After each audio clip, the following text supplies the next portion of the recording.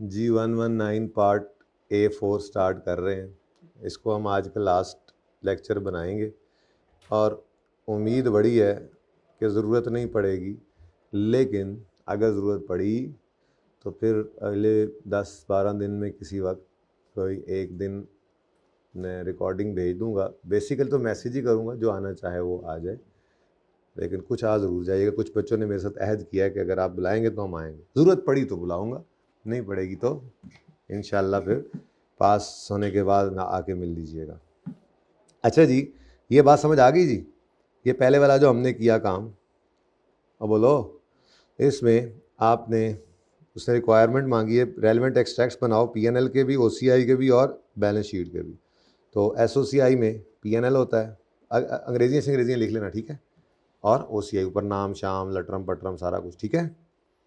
और उसके बाद स्टेटमेंट ऑफ फाइनेंशियल पोजीशन। अच्छा जी, अब दूसरा मामला उन्होंने क्या किया है जी। अब देखो, ये फेयर वैल्यू बॉन्ड्स की 28 मिलियन हो गई थी। हमने इसको क्यों इग्नोर कर दिया? क्योंकि हमारा बिजनेस मॉडल क्या है, टू होल्ड टिल मैच्योरिटी। तो इसमें हम फेयर वैल्यू इग्नोर कर रहे हैं। अगर टू होल्ड और मे सेल होता तो फिर FVTOCI चला करता था। फिर इन कॉलम्स के आगे 2 कॉलम, बल्कि 3 कॉलम्स डलते थे, फेयर वैल्यू एज ऑन, फिर गेन लॉस एज ऑन, फिर gain loss for the year, जिसकी एंट्री करते थे। याद है? नहीं तो आ जाएगा, रिवीजन करके तो इंशाल्लाह, ठीक है। ऑन 1 अप्रैल 23, हमारा साल एंड होने से को 9 महीने पहले, FL purchase 30,000 shares of Delta representing 1.5% share holding. तो इसका मतलब IFRS 9 लगेगा, एट 360 पर share with a par value of 50 each. A transaction cost of 0.3 million was also incurred at time of purchase. On initial FL elected to measure investment at fair value through, तब fair value through OCI है, तो आपने इसको भी record करना है, purchase price plus transaction cost. याद है? चलो फिर नहीं लेके जाता, क्योंकि मैंने कुछ और खोला है। आप ब्रेक के अंदर एक चीज़ छोड़ी थी, आपको याद हो तो, फाइनेंशियल इंस्ट्रूमेंट्स मैंने कहा था करंट नॉन करंट की बाइफर्केशन करनी है, फिर वो भूल गई थी ना, तो वो मैं भी देख रहा था, सोच रहा था और क्या रहता है। तो एक तो ये छोटी छोटी चीज़ें कोई रह जाती हैं, तो फिर जूम मीटिंग में भी कर सकते हैं। लेकिन बहरहाल अगर फिर भी मुझे कुछ लगेगा, मैंने पहले ही कह दिया आपको कि फिर 119 आखिरी नहीं होगा, लेकिन वैसे आखिरी है। बस थोड़ी देर में इंशाल्लाह 2-4 सवाल करके आधा घंटा पढ़ाऊँगा, 10 मिनट गपशप लगाएंगे और फिर अच्छा, ये मैं पहले जो बोल बैठता हूँ ना, तो ऑनलाइन वाले बच्चे फिर नीचे रिकॉर्डिंग को देख के कह रहे होते हैं कर ही रहा यार, 5 मिनट पढ़ाऊंगा और नीचे रिमेनिंग टाइम आ रहा है 15, तो वो हो जाता है कभी कभी। नीयत तो मेरी यही है। अच्छा, अब देखो, अगर इन्वेस्टमेंट को आपने OCI वाली इन्वेस्टमेंट को रिकॉर्ड करना है purchase price plus transaction cost पे, तो ट्रांजैक्शन कॉस्ट क्या है जी? ट्रांजैक्शन कॉस्ट क्या है? पॉइंट, लेकिन वो कह रहा है कि ट्रांजेक्शन कॉस्ट ऑफ पॉइंट। अच्छा, ये टोटल ही है, ट्रांजेक्शन कॉस्ट टोटल ही है। अब हमने यहाँ पर इन्वेस्टमेंट इन शेयर्स डेबिट कैश क्रेडिट करना होता था, ये पहली एंट्री। इस पहली एंट्री को 30,000 शेयर्स खरीदे, इनटू कितने रुपए का एक शेयर खरीदा है? 360 का। तो इसको 360 से मल्टीप्लाई किया जी, -3 करना, 3 है कितना है, 0.3 माइनस पॉइंट प्लस 0.3 करना, सॉरी, ये तो issue price plus transaction cost, purchase price plus transaction, वो तो इशू वाला होता है, लाइबिलिटी होता है, प्लस 0.3, 11.1 से आपने इन्वेस्टमेंट डेबिट कैश क्रेडिट कर लिया, ठीक है जी। अच्छा, उसके बाद वो कहता है on 30 September 25 DL announced interim cash dividend of 40%। अब डिविडेंड की परसेंटेज लगा करती है शेयर कैपिटल के बैलेंस पर, यानी फेस वैल्यू पर बेसिकली। अब ये 30,000 शेयर जो हैं, ये फेस वैल्यू तो 50 की रखते थे, यानी कि कितने के शेयर कैपिटल है जो हमारा है? 1.5 मिलियन पर, रुपीज़ 1.5 मिलियन पर आपने लगाना है 40%। तो आंसर आना है जो, वो है आपका डिविडेंड। कहीं इस पे ना लगा देना या इस पे ना लगा देना 11.1 पे, ठीक है, 0.6 मिलियन। तो आप यहीं पे डायरेक्ट ही एंट्री कर लो। मैं तो कहता हूँ डिविडेंड इनकम 30,000 इंटू 50 इंटू 40%। अब डायरेक्ट ही कर लें फिर, हैं जी। क्या आता है आंसर जी? 0.6। अगर थोड़ा सा डिविडेंड को ऐसे लिख दें तो अब भी काम बन जाएगा। 0.6 मिलियन ये इनकम आ गई। इसकी एंट्री होती है cash debit dividend income credit. Shares है ना, शेयर्स, इधर कोई नहीं हिट कराना आपने। वो इक्विटी मेथड में अगर हो तो 20% से ऊपर होता फिर सोच सकते थे, ठीक है। अच्छा, उसके बाद कहता है DL reported a net profit of 240। इसका हमने क्या करना जी, इसका तो हमने कुछ नहीं करना है। इन्वेस्टमेंट इन एसोसिएट होती और इक्विटी मेथड होता सेपरेट में, फिर बात थी, ठीक है। और ईयर एंड पे फेयर वैल्यू ईच शेयर की होगी है 430। तो यहाँ पर हमने आकर कैरी डाउन निकालना है। कैरी डाउन 30,000 शेयर्स हैं और 430 रुपये का एक शेयर हो गया, तो आंसर 12.9 आ गया। तो आपका कितना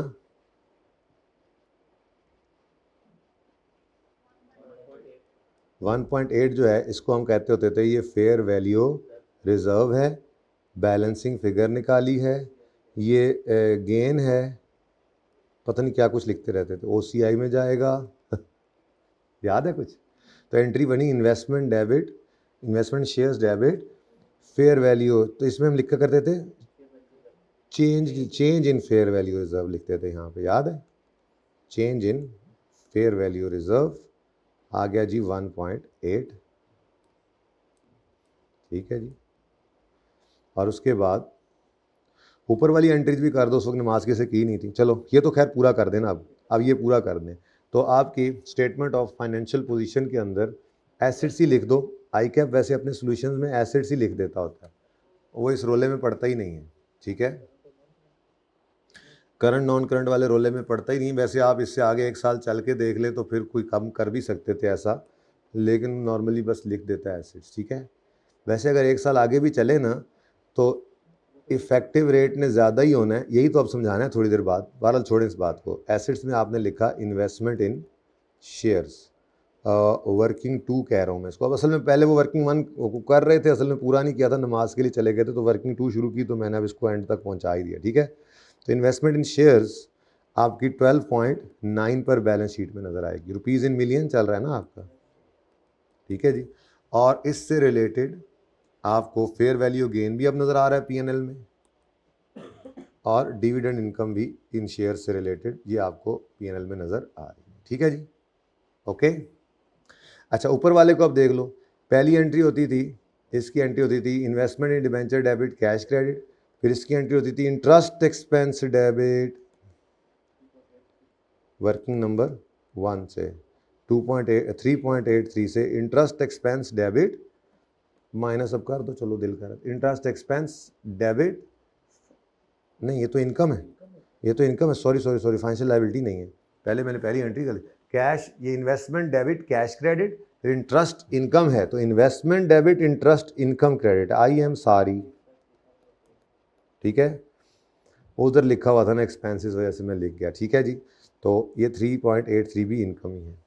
तो इन्वेस्टमेंट डेबिट इनकम क्रेडिट, और इसकी एंट्री होती है कैश डेबिट इन्वेस्टमेंट क्रेडिट, ठीक है। और ये क्लोजिंग बैलेंस जो होता है ये आपका बैलेंस शीट में नज़र आता है इन्वेस्टमेंट इन डिबेंचर्स के नाम से। वर्किंग 1 से आ गया कितना 26.93। ये जनाब आपका सवाल 6 नंबर का सवाल पूरा हो गया। कोई चीज़ रह तो नहीं गई मुझसे, है जी। क्वेश्चन नंबर कौन सा है, 3 है। क्वेश्चन 3 है ऑटम 24, ठीक है जी।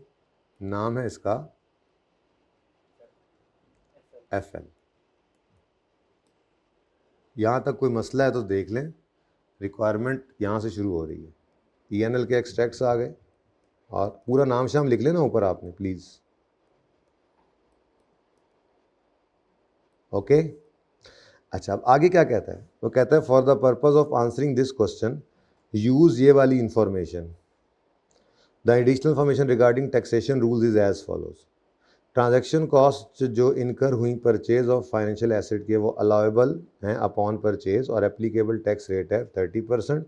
Compute defer tax liability asset करना है जो रिकॉर्ड करना है। ऑल्सो स्टेट करो whether corresponding effect should be recorded in PNL और in items presented outside PNL। तो क्वेश्चन नंबर 4 के लिए मुझे DTL /A एज ऑन, पूरा लिखना, वर्किंग चाहिए 31 दिसंबर 2023 पर, ऐसा ही है। तो दो चीज़ें हैं जी मेरे पास, एक है इन्वेस्टमेंट इन शेयर्स, डिबेंचर्स पहले कर लो, इन्वेस्टमेंट इन डिबेंचर, और दूसरा है इन्वेस्टमेंट इन shares. Carrying amount, tax base, difference, tax rate अलग तो नहीं है इसलिए tax at the rate of 30% कर दो। हाँ जी, को मसला। अब कैरिंग अमाउंट में क्या आता है बच्चों, कैरिंग अमाउंट में क्या आता है बच्चों, और बोलो बच्चों, और बोलो जिंदा हो, और जिंदा सलामत हो, और जींदे जागदे हो, थोड़ा सा हिम्मत कर लो, टैक्स भी रिवाइज हो रहा है जी। IAS 12 बस इतना सही आया था, देख लो सारा पर्चा कर लिया आपने, आखिरी सवाल है, IAS 12 बस इतना सही आया, कितनी ज़्यादा थी। अब इस दफ़ा फिर देख लो, उसने फिर बड़े सवाल ने आ जाना इंशाल्लाह। चले, investment in debenture, carrying amount में क्या आएगा बेटा, कैरिंग अमाउंट का मतलब ही क्या होता है, अकाउंटिंग वालों की किताबों में क्या नज़र आ रहा है, ये यहाँ से उठाओ या बेशक ऊपर वर्किंग से उठाओ, 26.93। लेकिन जो टैक्स वाले होते हैं ना जी, वो ये हमारी अकाउंटिंग नहीं मानते, वो कहते हैं भाईजान आपने 25 मिलियन का ही खरीदा है ये, ठीक है जी, तो 25 मिलियन कैरिंग अमाउंट है, इसकी सादा बात है जी, तो सॉरी टैक्स बेस है 25, तो डिफरेंस कितना आ गया 1.93। अब कैरिंग अमाउंट एसेट की ज़्यादा है टैक्स बेस से, तो ये क्या है, और इस पर डेफर टैक्स कितना आएगा 58 कर दूं, डेफर टैक्स लायबिलिटी आ गई, पूरा लिख लीजिएगा, ठीक है। अच्छा, इन्वेस्टमेंट इन शेयर्स की बारी आती है, तो कैरिंग अमाउंट क्या है जी 12.9। टैक्स बेस के बारे में वो कहते हैं भाईजान ये क्या बदतमीज़ी है, ये क्या है, ये क्या फेयर वैल्यूज़ को तो वो मानते ही नहीं है, वो कहते हैं ना, वो कहते हैं ये आपने 25 कितना था 50 था, 50 रुपये की इन्वेस्टमेंट की आपने, सिर्फ फेयर वैल्यू का चक्कर ही कोई नहीं, फेयर वैल्यू गेन्स को तो वो मानते ही नहीं, वो कहते हैं ठीक है आज तुमने कितने का शेयर लिया है 50 का, कल को जो तुम बेचोगे तो फिर देखेंगे सारा गेन लॉस, इस कॉस्ट को क्रेडिट करेंगे, कैश को फेयर वैल्यू डेबिट करेंगे, सारे गेन के ऊपर कैपिटल गेन टैक्स नहीं लगाते होते थे जो कैपिटल गेन पे रेट लगाते हैं, तो ये कॉस्ट पे रखते हैं, ठीक है जी। हैं ओनली 1.5, 30,000 शेयर्स हैं, 50 से मल्टीप्लाई करके सिर्फ 1,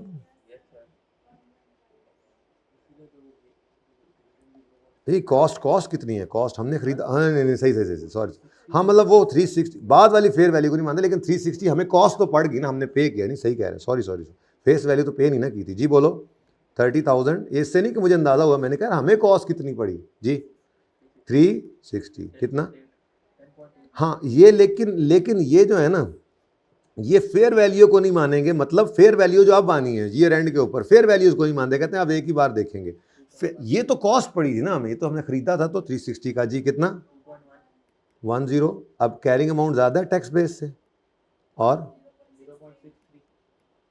अच्छा अब एक मसला है, इसकी एंट्री तो सारी की सारी आपको पता है, ये DTL बढ़ रहा है ना, तो DTE डेबिट DTL क्रेडिट कर देंगे आप, ऐसे ही है ना, ये तो सारी P&L में चली जाती है, लेकिन ये जो OCI वाला मुसीबत मारा है, इसका क्या करें तो असल में जो हमारा जो फ़र्क है ये 2.10 असल में तो फेयर वैल्यू की वजह से ही आया है ना, और ट्रांजैक्शन कॉस्ट को तो वो वैसे ही जो है वो कह रहे हैं कि जब आप इनकर करेंगे तो आपको अलाउ कर रहे हैं, तो मैं जर्नल एंट्री करके दिखाता हूँ आपको।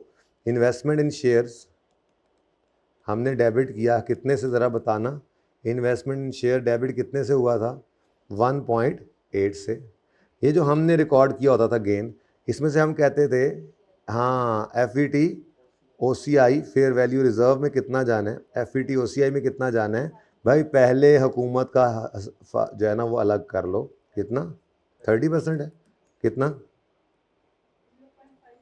0.54, तो बाकी फिर बस ये आपने बता देना है कि जो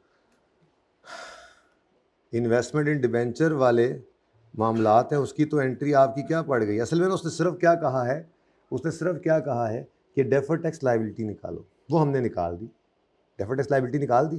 फिर उसने साथ ही बोला है ये भी बताओ कि कॉरेस्पॉन्डिंग इफेक्ट पीएनएल में जाएगा या ओसीआई में। तो आपने लिखना था कि डिबेंचर, देखो ना इसकी एंट्रीज क्या पड़ी हैं, इसकी एंट्री पड़ी है इंटरेस्ट एक्सपेंस डेबिट, ये सॉरी चलो लिखा रहे, अब तरतीब ना खराब करें, investment debit interest income credit, ये पीएनएल में हम ले गए, उन्होंने इसको उल्टा देना और कहना है इसको रिकॉर्ड कर लो।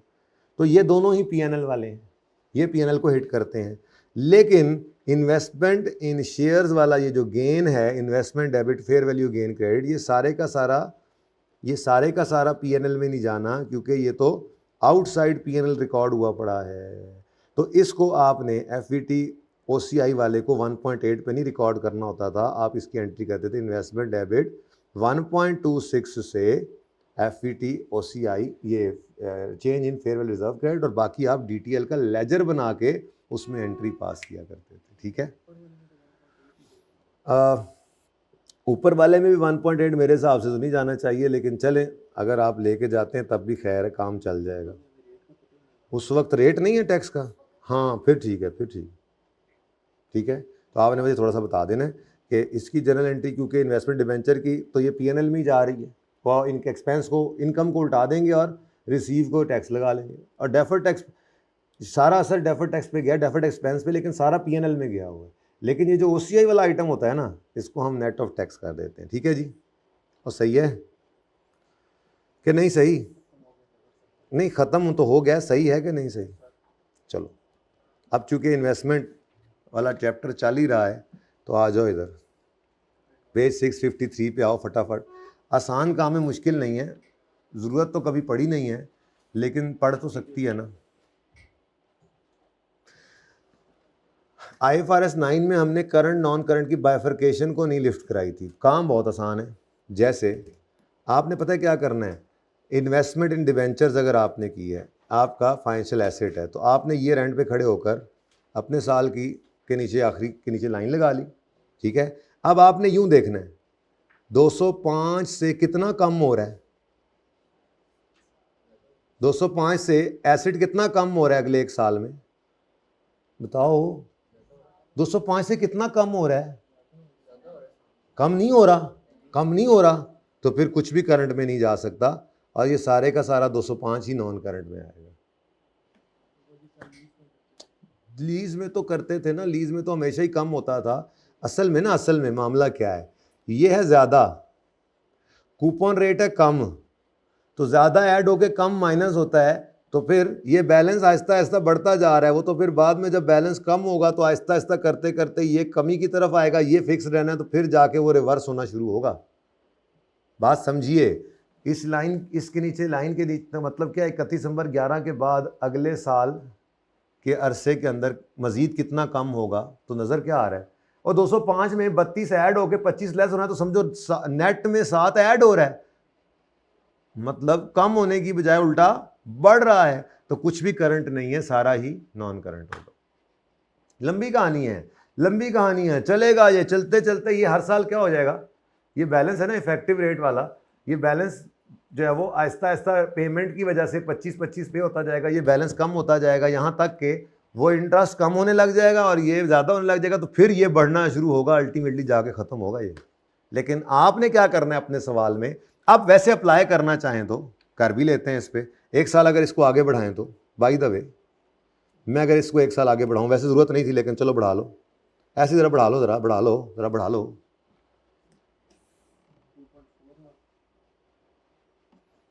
यहाँ मैंने वो लाइन लगानी थी, उसके बाद जो वर्किंग नहीं थी रिक्वायर्ड, मैं ब्लू से कर रहा हूँ। 26.93 पे 15% लगाओ, लगाओ हैं 4.04, 2.4 माइनस हुआ, बताओ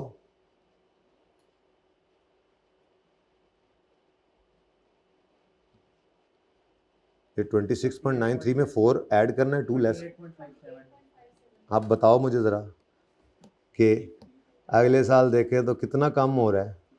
असल में मसला वही है, जब जब ये ज़्यादा होगा ना, और कहीं सवाल के अंदर अगर ये कम हुआ कूपन रेट से, तो फिर ठटक के रुक जाना क्वेश्चन नंबर 3 पे जाते जाते, अभी तो अगले 2 में ऐसे ही है। ये समझ आया? सही है, आगे बढ़ें।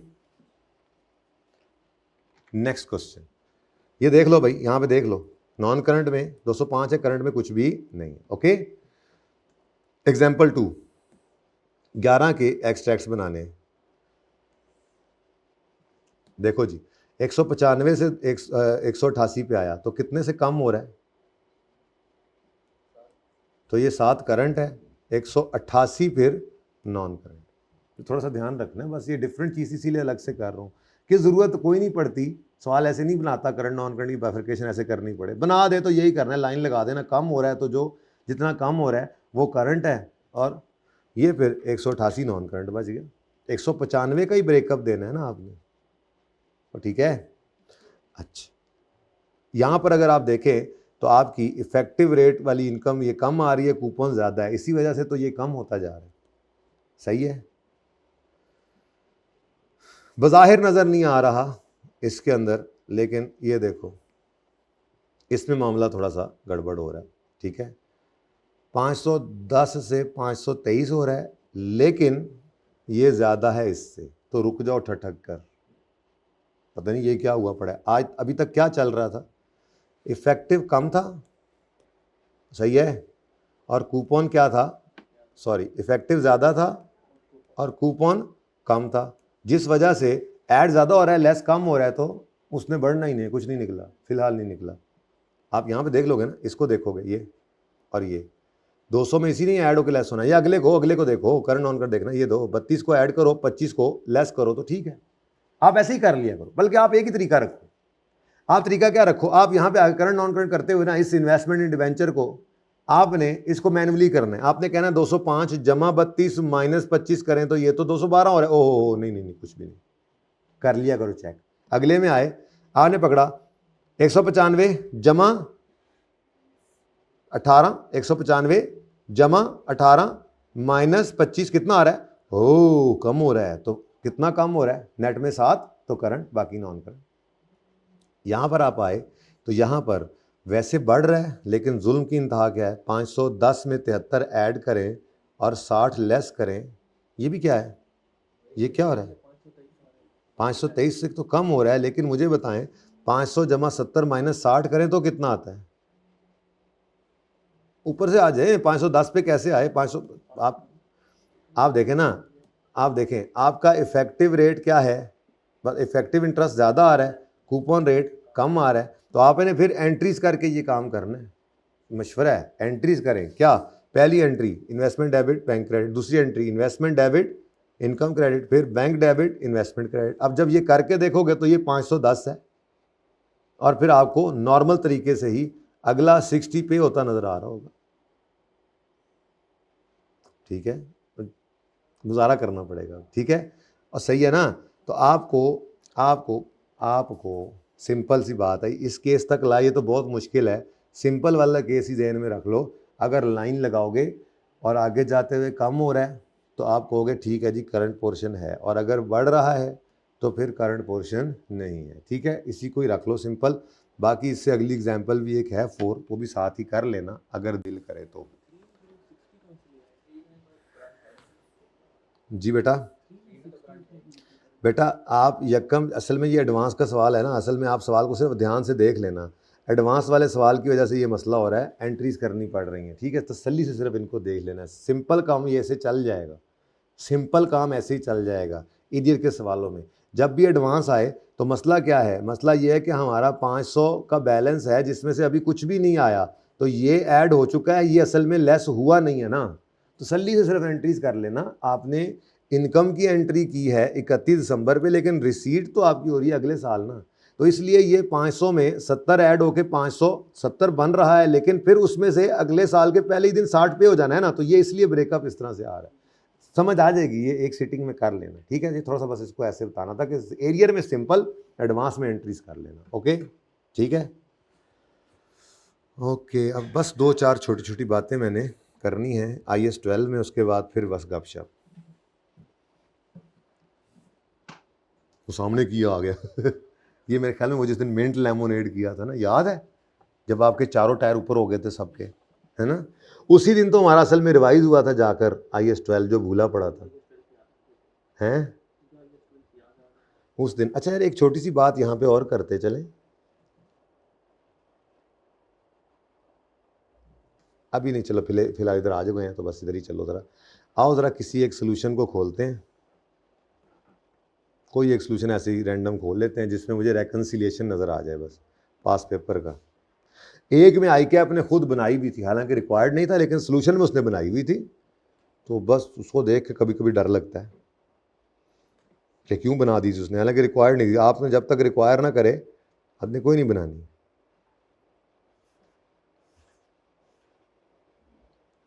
कोई है? ये है मेरे ख्याल से।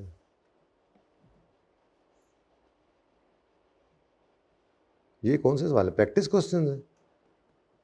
मज़े का कोई रेकनसाइलिंग आइटम्स ही नहीं आ रहे। ये अब शुरू हुआ। ये अभी भी प्रैक्टिस क्वेश्चन चल रहे हैं। पास पेपर मुझे बता दो यार, सॉल्यूशंस कहाँ से शुरू हो रहे हैं। ज़रा ज़रा जागना यार। मैं खुद ही आ गया हूँ। अब यहाँ कोई ना कोई ढूंढ लेते हैं। आ जाए जी, पेज नंबर अब कोई तो मिल जाए। ये उसने बनाई हुई है, इसको ही मिटाकर पहले हम बनाते हैं। अच्छा जी, रेकन्सिलिएशन आपको बनानी आती है। कोई रेकन्साइलिंग आइटम आपने छोड़ा नहीं। 6 आइटम्स एंड पे जाके हमने एक समरी बना के भी रख लिए थे। आप पीबीटी लेते हैं, आप उसमें टैक्स रेट डबल अंडरलाइन करके टैक्स रेट लिखते हैं और फिर टैक्स निकालते हैं, जो कि आपका ऊपर वाले टैक्स से मैच नहीं कर रहा होता, तो आप फिर रेकन्साइलिंग आइटम्स डालते हैं। या वो करना आता है। कभी जो सवाल में वो कह दे, ये पेज नंबर है आपकी किताबों का 426, कभी जो सवाल में कह दे रेकन्सिलिएशन परसेंटेज में बना दो, तो क्या करना है? कोई रॉकेट साइंस नहीं है। हर चीज जो है ना, हर चीज ये जो नीचे गिवन है, हर चीज इसको आपने परसेंटेजेस में शो करना है, और परसेंटेज होगी वो पीबीटी की। यहां से पता लगता है कि अगर हुकूमत का रेट देखो, हुकूमत ने रेट क्या रखा हुआ था पूरे पाकिस्तान के लिए, 30%, ठीक है। लेकिन हमने इफेक्टिवली कितना पे किया, ये हमें परसेंटेज के अंदर भी मिल जाएगा। कितने परसेंट हमें टैक्स पड़ा, ज्यादा या कम पड़ा। तो साइन तो सेम ही यूज करना है, साइन ना बन जाना, ठीक है। प्लस वाली चीज प्लस, माइनस वाली माइनस। लेकिन इसको निकालोगे कैसे? आपने कहना है जी 152.4 को डिवाइड करें 508 से, मल्टीप्लाई कर दें 100 से। नहीं बताया था जी कितना? ये तो 30 आ गया ना, यही तो निकाला है। ये टोटल टैक्स है ना, सॉरी ऊपर लिख कर आए, यानी इसकी जरूरत नहीं, लेकिन लिखे फिर भी, इसको भी लिखें जी। ये कैसे 30% कैसे निकाला है हमने? ये 152.4 जो है, 152.4 जो है, ये पीबीटी के कितने परसेंट आता है? जो टैक्स है वो पीबीटी का कितने परसेंट है, ये पहले बताओ ना मुझे। तो हमने कहा जी 508 से डिवाइड करें और 100 से मल्टीप्लाई करें, आपको हम बताते हैं। तो आंसर क्या आया? 30% आ गया। अब यहाँ से कहानी शुरू हुई कि बनता तो था 30%, ठीक है जी। अब ये कुछ चीज़ें आई, ठीक है। तो 152 तो डन हो गया, ठीक है जी। 152 टैक्स है, कहानी थोड़ा सा नीचे ले आ सकता हूँ मैं, अगर वो आया तो। वैसे तो उन्हें भी बस करती, उन्होंने भी बस होगी। चल, अब ये 154 कितने परसेंट है? ये 30% है। ये 30% है, यानी इतना अगर सारे लोगों की तरह हम देते तो इतना टैक्स हमारे प्रॉफिट से बनता था। लेकिन हमने टैक्स पता नहीं कितना रिकॉर्ड किया हुआ। तो मामला क्या हुआ? ने कहा जी एक ये कमीशन इनकम है, इसको पकड़ो, 3.6 को डिवाइड करो 508 से, मल्टीप्लाई करो 100 से, आंसर बताओ। 0.709%। आगे भी माइनस हो रहा है, 7 है, पकड़ो 7 को, डिवाइड करो 508 से, मल्टीप्लाई करो 100 से, आंसर इज 378%। उसके बाद एक प्लस वाला आ गया, 1.5 divided by 508 multiplied by 100, answer is point, और टोटल कितना बना? यानी दुनिया सारी ने तो दिया 152 रुपये का टैक्स, जिसने 508 रुपये कमाए उसने 152 रुपये टैक्स दिए, लेकिन हमने 142 दिया। मतलब हमें इफेक्टिवली देखा जाए तो 30% टैक्स नहीं पे करना पड़ा। कितना करना पड़ा? 20 समथिंग होगा ना, 28.208। ठीक है जी, इसको कहते हैं जी रेकन्सिलिएशन को बनाना इन परसेंटेजेस। ठीक है, यानी पाकिस्तान सारे ने जिस किसी ने पाकिस्तान में 508 रुपये कमाए होंगे उसने 152.4 टैक्स दिया होगा। हमने 143 दिया, मतलब हमने कम दिया है। दुनिया पे 30% टैक्स लग रहा था, हम पे इफेक्टिवली 28% लगा। ठीक है, तो इसी तरह एक आधा और सवाल भी कर लें तो कोई हर्ज नहीं है। इससे अगले ही कर लें। ये देखें, ये कहीं आ रही है रेकन्सिलिएशन, ये पढ़ी है। कोई और अच्छा सा देखते हैं, तो ज़्यादा आइटम्स हों।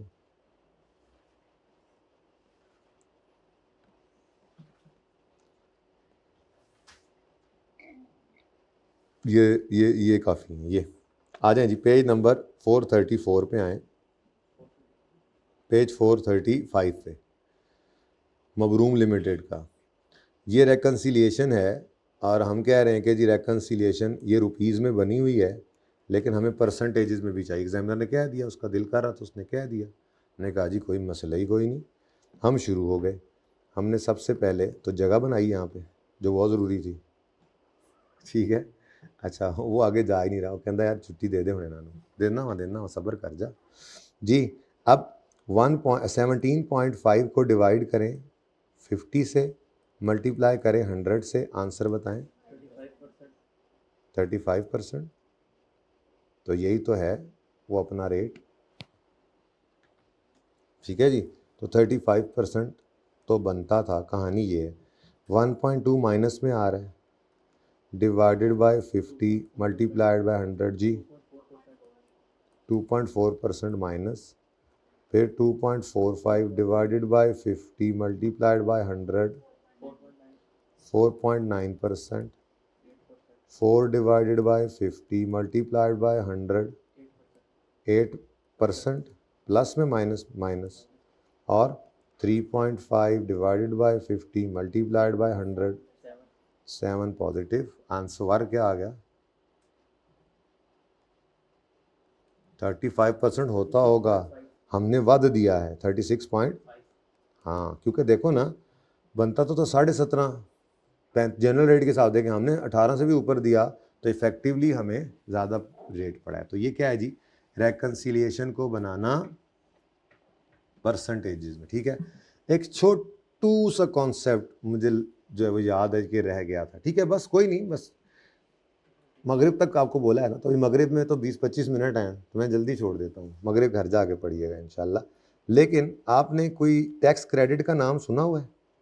मेरी क्लास में नहीं सुना, असल में मुझे इससे तकलीफ़ है। आपने जो सुना, आपने आसपास सुना, मेरे से क्यों नहीं सुना, इसलिए इसको भी सुन लें। ठीक है, टैक्स क्रेडिट ऑफ 22 रुपये है।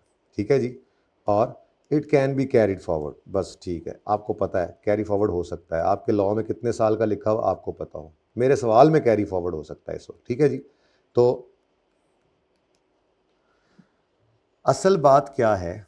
असल बात यह है कि ये जो टैक्स क्रेडिट्स होते हैं ना, अहम बात यह है कि टैक्स क्रेडिट पर ऑलरेडी रेट लग चुका होता है। बस ये बात बतानी थी, ऑलरेडी रेट लग चुका होता है। ये बात समझ आती है आपको? टैक्स क्रेडिट्स का सुना हुआ है?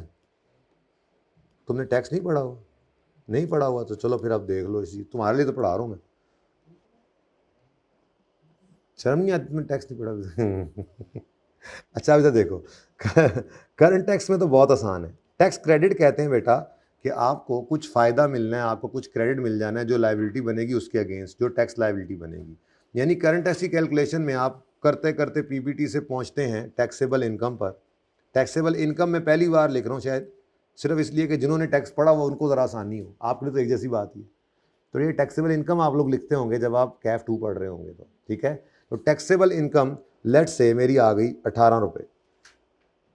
ठीक है जी, तो बल्कि टैक्सेबल इनकम 60 करें।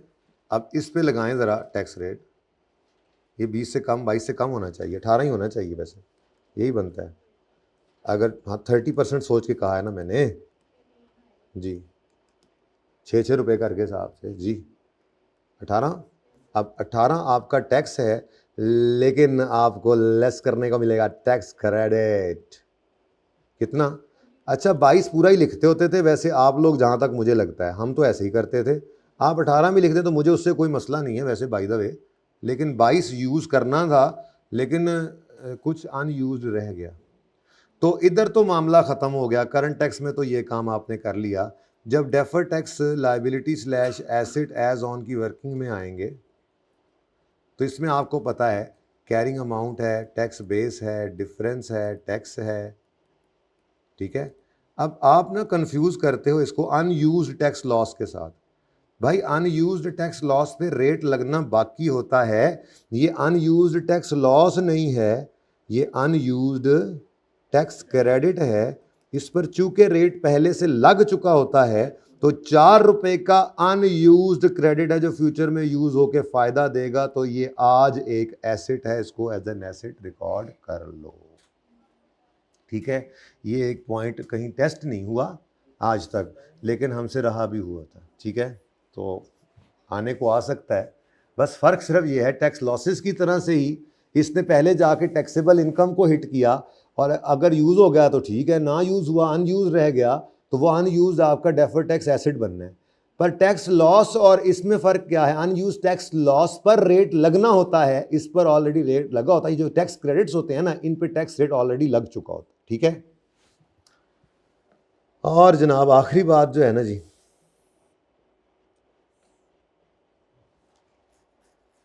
ऐसे ही ज़रा मेरे दिल में आ रही थी कि वो भी कर लें। IAS 21 में मैंने इसको ओपन किया तो मैंने कहा कि बच्चे शायद कंफ्यूज होते हों कि डेटर क्या है, क्योंकि जब तक तो बच्चे IAS 21 शुरू में पढ़ रहे थे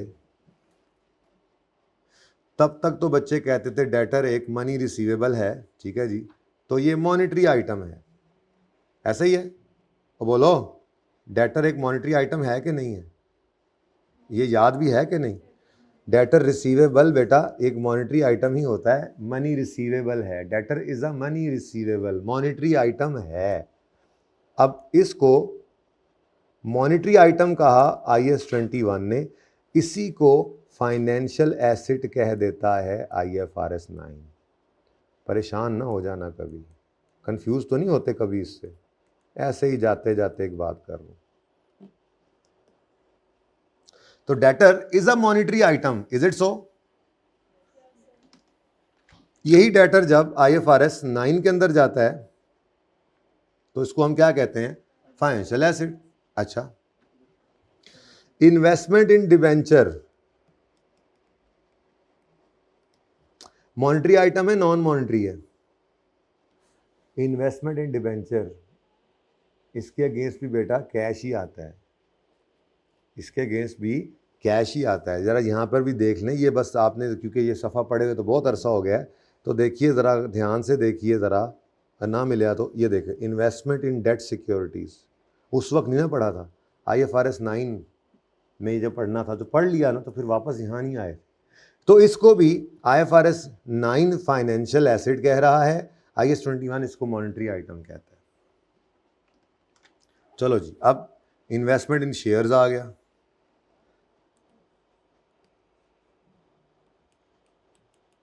इन्वेस्टमेंट इन शेयर्स के अगेंस्ट, इन्वेस्टमेंट इन शेयर्स कहाँ है, ज़रा ढूंढ लूँ। ये इन्वेस्टमेंट इन शेयर्स, ये इक्विटी इन्वेस्टमेंट्स को IAS 21 नॉन मॉनिटरी आइटम कहता है, ठीक है। इसी को वो फिर भी क्या कह रहा है? Financial asset. लेकिन IAS 21 ने इसको क्या कह दिया? यार किसी MCQ में ना आ जाए ये बात ऐसी, मैंने कहा फिर ज़रा की हुई गल चंगी होंगी है, बात च रोन नालों हुण थोड़ा जा 2 मिनट होर रो लईए जिथे ना रो लिया। और आखिर में बचे 4 ही चीज़ें थी, डेटर वगैरह, फिर इन्वेस्टमेंट डिबेंचर, इन्वेस्टमेंट इन शेयर्स, और तीसरी चीज़ थी शेयर कैपिटल। शेयर कैपिटल कहते हैं जो शेयर आपने इशू किए, शेयर्स इशू किए, जो शेयर्स इशू करना आपकी बैलेंस शीट में आपका शेयर कैपिटल बनता है, वो फाइनेंशियल इंस्ट्रूमेंट में तो नहीं ना आता। मतलब इक्विटी इंस्ट्रूमेंट आप इशू करें तो जो खरीदेगा उसके फाइनेंशियल इंस्ट्रूमेंट में फाइनेंशियल एसेट वो बनेगा, ठीक है। तो शेयर कैपिटल जो कि शेयर्स आपने इशू किए हैं, ठीक है, वो IAS 21 के हिसाब से नॉन मॉनिटरी आइटम है। और IFRS 9 इसे क्या कहता था? इसे कहता था इक्विटी इंस्ट्रूमेंट, ठीक है, IFRS 9 के तहत। तो ये ऐसी मेरे दिल में था कि ये ज़रा कभी बैठे हों पढ़ते हुए, जब आप इकट्ठी चीज़ें पढ़ते हैं ना जी, तो उस वक्त आपको ना ऐसे ही बस इधर वाली चीज़ उधर मैच होती, उधर वाली इधर मैच होती नज़र आती है, तो आप कभी कभी परेशान हो जाते हैं, ठीक है। तो ये मैंने इसलिए ज़रा थोड़ा सा देखा। बाकी जी देखें, बतकाज़ा बशरियत चीज़ें अभी भी रह गई हों अगर कोई, तो कोशिश तो यही करूँगा कि मैं बैठ के फिर तसल्ली से देखूँ। कुछ मुझे कमी बेशी कहाँ हो सकती है, कमी महसूस हुई तो अगले 5-10 दिन में वो छोटी सी रिकॉर्डिंग करके भेज दूँगा। उम्मीद यही की जा सकती है कि वो कमी होगी नहीं इंशाल्लाह, ठीक है। बहरहाल उम्मीद ही की जा सकती है, सर्टेनिटी से कुछ नहीं कहा जा सकता। तो आप लोगों को मेरी बहुत बहुत दुआएं हैं और मेहनत खूब कीजिएगा। सारा सेशन मेहनत करके आखिर में मेहनत ना की तो सारा कुछ ज़ाया हो जाना है, ठीक है। तो ये जो 1 महीना कुछ दिन आपके पास हैं, आप टोटल पेपर समेत, इनमें आपने कम से कम मोबाइल से जान छुड़ा लेनी है। मोबाइल को बटनों वाला कर लें, बंद कर दें 1 महीने के लिए, टिका के पढ़ें, टिका के पढ़ें। कोई एक गेम का टाइम जैसे होता है, असर से मगरिब आप जाते हैं, उस वक्त ऑन कर लें, कोई मैसेज देख लें, लिंक आया पड़ा है जी, वो फलां चीज़ आ गई, कोई लेक्चर आ गया, कोई मिसाल दोस्त ने सवाल किया, चलो उस वक्त कर लें, बस उसके बाद फिर बंद रखें। 24 घंटे में आपका मोबाइल कम से कम 15 घंटे बंद रहे जिस वक्त आप पढ़ रहे हैं। उसके बाद सोते हुए वैसे बंद रखना चाहिए, डिस्टर्बेंस होती है। तो ले दे के घंटा 1.5 ही निकलेगा, नमाज में वैसे नहीं होना चाहिए, खाना भी ध्यान से खाया करो। तो ग्राउंड में वैसे भी गेम करनी चाहिए, मैं तो कहता हूँ बंद ही कर दो इसको। तो मोबाइल से ज़रा जान छुड़ा लो, ठीक है। खूब पढ़ाई करना, रिवर्स ऑर्डर में शुरू करना मेरा मशवरा है, रिवीजन करना, क्योंकि ये तेज़ी से रिवाइज होंगे। लेकिन आपको तो अब ये भी लग रहा है कि जहाँ से शुरू करें हमारा तेज़ी से ही होगा, क्योंकि हमने IFRS 16 किया इतना पुराना, तो वो भी फटाफट होता चला गया, ठीक है। रिवीजन प्लान कंफर्म कर देते हैं आपको ग्रुप के अंदर, 1 आध दिन में वो फुली अवेलेबल हो जाएगा, 1-2 दिन में, ठीक है। तो फ़िलहाल तक जब तक नहीं आता करते रहें आप उसी रिवीजन प्लान से कोई एक टॉपिक। जी, रिवीजन प्लान के अलावा कुछ करने की ज़रूरत नहीं है, वो तो कर लें पहले, पता लगेगा आपको। वो सारा कुछ ही तकरीबन होता है जो हमने किया हुआ है, ठीक है। प्लस अगली बात, कोशिश ये कीजिएगा कोई भी टॉपिक करें, हिम्मत कोशिश करके उसके सारे सवाल एक सिटिंग में करें। ये मेरी तरफ से आपको एक मशवरा है। और सबसे अहम बात, अल्लाह से मांगते रहिएगा, वालिदैन की दुआ लीजिएगा, खिदमत कीजिएगा उनकी, और पेपर से एक रात पहले खुदा के लिए सो के जाइएगा। ये अकाउंटिंग का पर्चा है, इसमें सबसे ज़्यादा ज़रूरी है 6 घंटे की कम से कम नींद लेके जाइएगा, ठीक है। आपने कोई रात जाग के पहाड़ नहीं तोड़ लेना अगर सारा सेशन और पूरा महीना नहीं पढ़े तो। कुछ नहीं होता, होता ही कुछ नहीं, सिर्फ वहम होता है। नींद लीजिएगा ज़रूर, इंशाल्लाह पर्चा आपका पास हो जाएगा। आखिरी बात, पेपर के 3 घंटे 15 मिनट को कैसे मैनेज करें, तो उसमें मेरा मशवरा है, जो पहले 15 मिनट रीडिंग टाइम होता है उसमें MCQ सॉल्व कर लें। 2-4-5 मिनट बच जाएँ, नुक्ता भी लग जाता है ना उसपे तो, ठीक है। 2-4-5 मिनट बच जाएँ तो उस 2-4-5 मिनट में कोई एक शॉर्ट क्वेश्चन, कोई एक शॉर्टेस्ट क्वेश्चन पढ़ के उसे सॉल्व कर लें दिमाग में, ताकि जब आपके सामने पर्चा आंसर शीट आए तो पहले 10 को मिनट में आप कोई 9-10 नंबर के MCQs होते हैं वो फड़का दें, और कोई 5-7 नंबर का सवाल फड़का दें। 10-15 मिनट में 10-15 मार्क्स आपके पास होंगे ना, तो आप ऐसे कॉन्फिडेंट होकर आगे चलेंगे, आपको ये पुश मिलेगा। पूरा पर्चा पढ़ने का कोई फ़ायदा नहीं है बेटा, पूरा पर्चा नहीं समझ आता 15 मिनट में क्या है। हाँ, पर्चा आते ही तसल्ली के लिए सिर्फ रिक्वायरमेंट्स को एक बार पढ़ लेना बस, ताकि हार्ड डिस्क से उठ के रैम में सामान आ जाए सारा। कंसोलिडेशन तो आया है, IAS 41 तो आया है, फलानी जगह तो आया है, बस रिक्वायरमेंट के बाद फिर पहले MCQs करो, उसके बाद जो टाइम बचे उसमें एक शॉर्ट क्वेश्चन, और अगर आप बहुत तेज़ हैं माशाल्लाह MCQ भी फड़का दिए, कोई छोटा सा क्वेश्चन भी, तो फिर कोई और शॉर्ट क्वेश्चन पढ़ो। पूरा पर्चा नहीं पढ़ना, उसका कोई फ़ायदा नहीं होगा आपको, ठीक है। खूब मेहनत कीजिएगा, खूब मेहनत कीजिएगा। अपने वालिदैन की मेहनत, मेरी मेहनत, अपनी मेहनत को ज़ाया नहीं करना आप लोगों ने। ज़िंदगी रही तो आपके पासिंग पर ही अब मिलेंगे, फाइनल में जब आप होंगे तो, ठीक है जी। तो wish you best of the luck. अगर कुछ नज़र आ गया तो मैं रिकॉर्डिंग भेजूँगा, ठीक है। अल्लाह हाफ़िज़।